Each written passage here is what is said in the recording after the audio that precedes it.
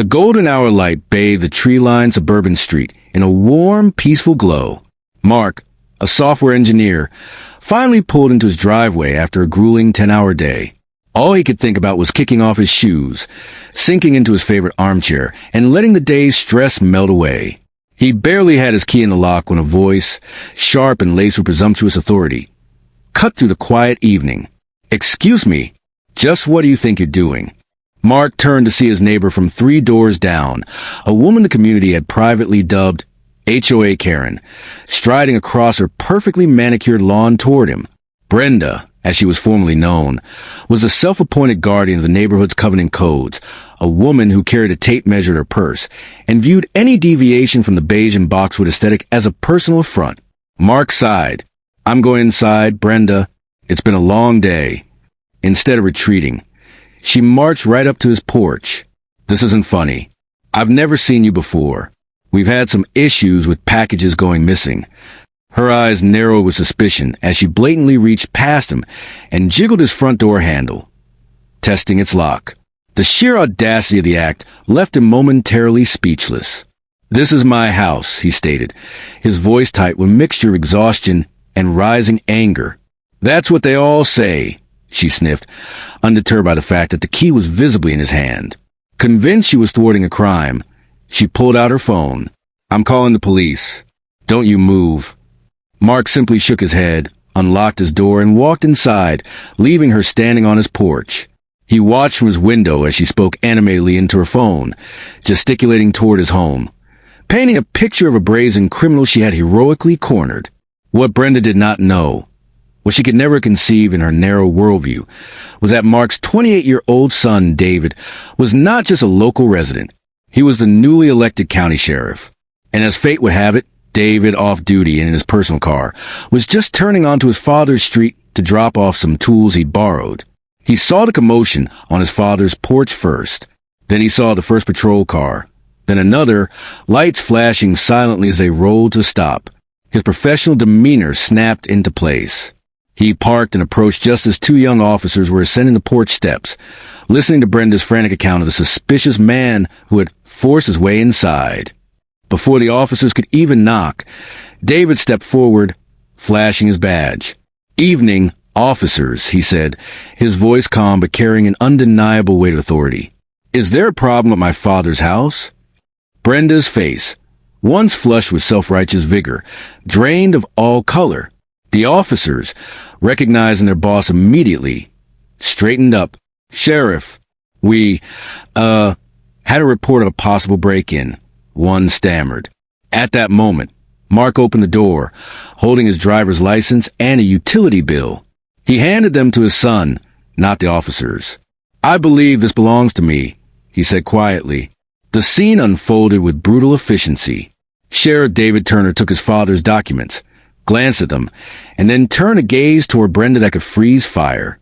He listened as the officers politely explained to her that the gentleman was, indeed, the rightful homeowner. But David wasn't finished. In front of the entire gathering, which now included several curious neighbors, he addressed Brenda directly. "Ma'am, what you did wasn't just a mistake. It was attempted unlawful entry, harassment, and a fraudulent report of a crime. My father could press charges." He let the words hang in the air, watching her shrink under their weight. "Consider this your one and only warning. The next time you feel the urge to police this neighborhood, you will be dealing with me professionally. Do you understand?" The fallout was instant and absolute. The story, juicy and rich with poetic justice, spread to the community like wildfire. The woman who had terrorized neighbors over grass length and mailbox styles was now a pariah. Her authority vaporized in the face of her own profound prejudice and folly. The neighborhood, it turned out, had been turned upside down not by a crime, but by the long-overdue comeuppance of a tyrant, delivered from the highest law enforcement office in the county. Every community seems to have one, a self-appointed guardian of conformity, a person who patrols the boundaries of property and propriety with a gimlet eye and a ruler for measuring grass blades. In this particular suburban enclave of manicured lawns and identical mailboxes, that person was universally known as HOA Karen. Her real name was Brenda, but few used it. She wasn't the elected president of the Homeowners Association, nor was she on the board. She was, instead, a freelance enforcer, a one-woman secret police force who believed the Covenant codes were her personal scripture and her duty was to proselytize. Her daily patrols were the stuff of neighborhood legend. She would stroll with purpose, a leather-bound binder of HOA bylaws clutched to her chest, her gaze missing nothing. A trash can left out an hour too long was a flagrant violation. A child's brightly colored bicycle abandoned on a driveway was an eyesore. A daring choice of crimson petals in a front garden bed was a direct challenge to her beige and boxwood world. But her vigilance was not applied evenly. It fell disproportionately on her black and brown neighbors, their very presence often treated as the first and most serious violation. For them, a simple act of arriving home could become an interrogation. A car pulling into a driveway would prompt her to stop and watch, her head tilted. She'd approach with a saccharine smile that never reached her eyes, launching into her well-rehearsed lines. "Hello there. Do you live here? Or, guest parking is around the corner?" Or the classic, "I'll have to report this to the HOA." She weaponized bureaucracy to create a state of low-grade harassment, forcing people to constantly prove their right to exist in their own space. On this particular afternoon, the sun was beginning its descent, casting long shadows across the quiet street. Mark, a quiet, thoughtful man who worked as an architect, was just arriving home. His mind was on the deadlines he'd met and the quiet evening ahead. He slid his key into the lock of his own front door, a simple, mundane act of homecoming. From her perch across the street, HOA Karen's surveillance system triggered. A black man? At this house? She'd seen the family, of course. But in her mind, his presence alone was sufficient cause for suspicion. Without a moment's hesitation, she crossed the street, her footsteps quick and purposeful on the pavement. Instead of calling out a greeting or asking a question, she marched directly up his porch steps. Mark, hearing her approach, turned just in time to see her reach past him, her hand closing around the handle of his own front door. With a firm jiggle, she tried to push it open. The brazenness of the act was breathtaking. She was physically testing the lock on his home, treating him not as a neighbor, but as a suspect in his own life. When the door, firmly locked, refused to yield to her intrusion, she didn't apologize or step back in embarrassment. Instead, her suspicion hardened into certainty. Her mind, wired for prejudice, could only process the scene one way. Her intervention had thwarted a crime in progress. The man with the key was not the homeowner. He was a burglar, bold enough to operate in broad daylight. She took a sharp step back, her eyes wide with performative mix of fear and outrage, already pulling her phone from her pocket. The narrative was set in her mind. She was a hero, and he was a criminal she had caught red-handed. The truth, that a man was simply entering his own home, was irrelevant to the story she was already telling herself.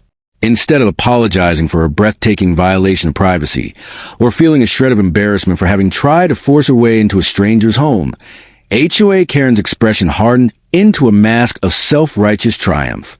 She had been validated. The locked door wasn't proof of his ownership. It was proof of his criminality. She whipped out her phone, her fingers stabbing at the screen with performative urgency, and dialed 911. Her voice, when she connected to the dispatcher, was a masterclass in frantic, weaponized privilege. It was pitched high with a manufactured panic, designed to convey both imminent danger and her own heroic role in thwarting it. "Yes, hello? I need the police immediately," she gasped, not taking her eyes off Mark, as if he were a dangerous animal she was corralling. "There's a man trying to break into a house on Laurel Lane. He's very aggressive and he's trying the door. He doesn't belong here. I'm certain of it. Please hurry." Mark stood on his own porch, a profound and weary disbelief settling over him. This was surreal. He was being reported for entering his own property. He spoke to her, his voice low and measured, a stark contrast to her hysterics. "Ma'am, you need to hang up the phone. This is my house. I have my ID right here.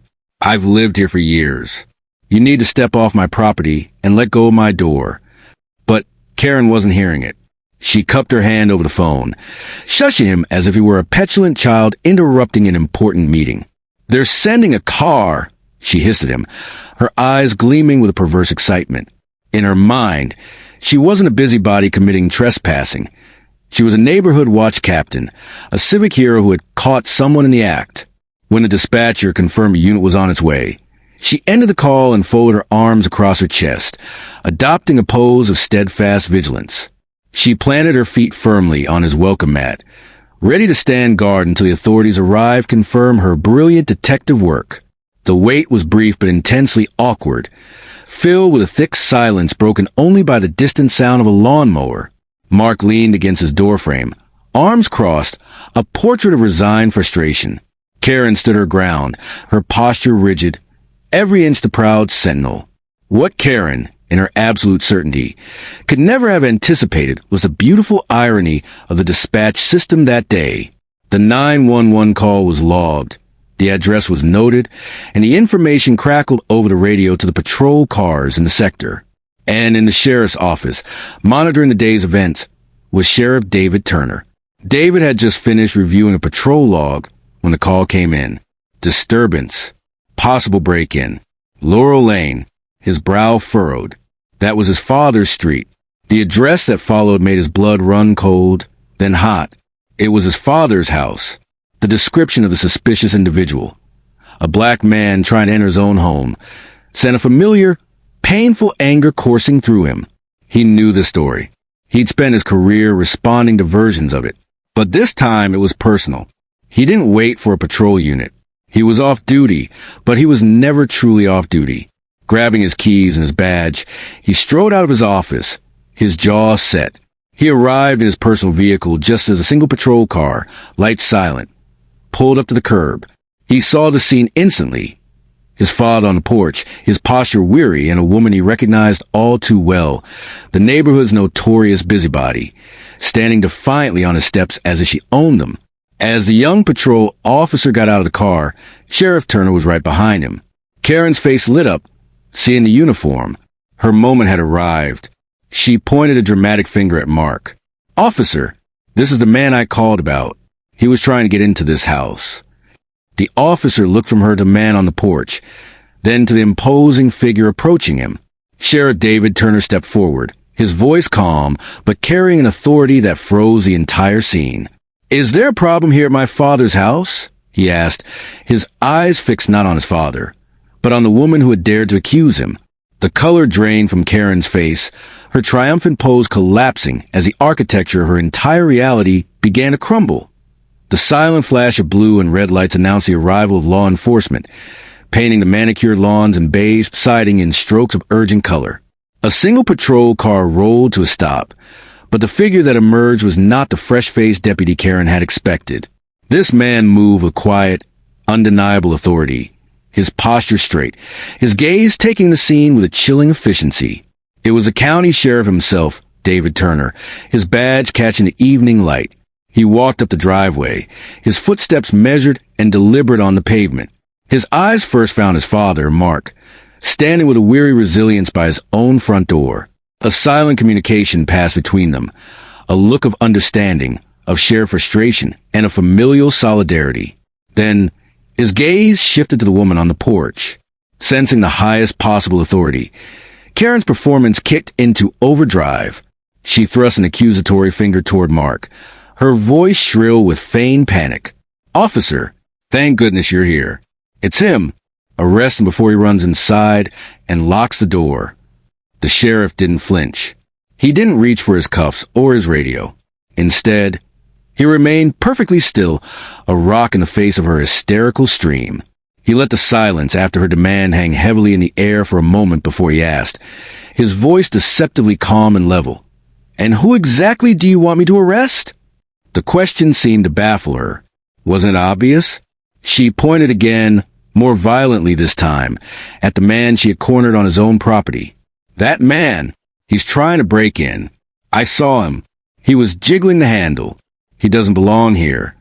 That's when Sheriff David Turner delivered the line that would echo through the neighborhood for years to come. He didn't shout. He didn't need to. His voice, clear and resonant, carried the weight of absolute truth. "That man," he said, his eyes locking onto hers, "is my father, And this is his house. The effect was instantaneous and total. The smug, righteous certainty that had been plastered on Karen's face shattered. Her jaw went slack. The color drained from her cheeks, leaving a pale, waxy mask of dawning horror. Her arm, still extended in its accusatory point, dropped to her side as if the bones had been removed. The confidence that had fueled her minutes before didn't just drain away. It evaporated, leaving behind a hollow shell of utter humiliation. She looked from the sheriff to the homeowner, and back again, the horrific reality. The small audience of neighbors, drawn by the flashing lights and raised voices, began to murmur. Heads shook in disbelief and long-suppressed disgust. Smartphones were raised not to record a crime, but to immortalize the spectacular downfall of the neighborhood's tyrant. The video evidence would no longer serve a narrative, but the sheriff wasn't finished. He took a step closer, his professional demeanor hardening. You not only trespassed by trying to open his door, he stated, each word a hammer blow, but you made a false report to 911. You wasted valuable police resources that could have been needed for an actual emergency. Those are not just errors in judgment, ma'am. They're serious crimes. He let the legal weight of his words settle over her. The woman who had terrorized the community with petty violations was now facing the very real prospect of criminal charges. The playground bully had just been confronted by the principal, the police, and the entire school, all at once. In that moment, under the gaze of the sheriff, the recorded lenses of her neighbors, and the silent judgment of the man whose home she had violated, HOA Karen's reign of terror ended not with a whimper, but with spectacular, self-inflicted implosion.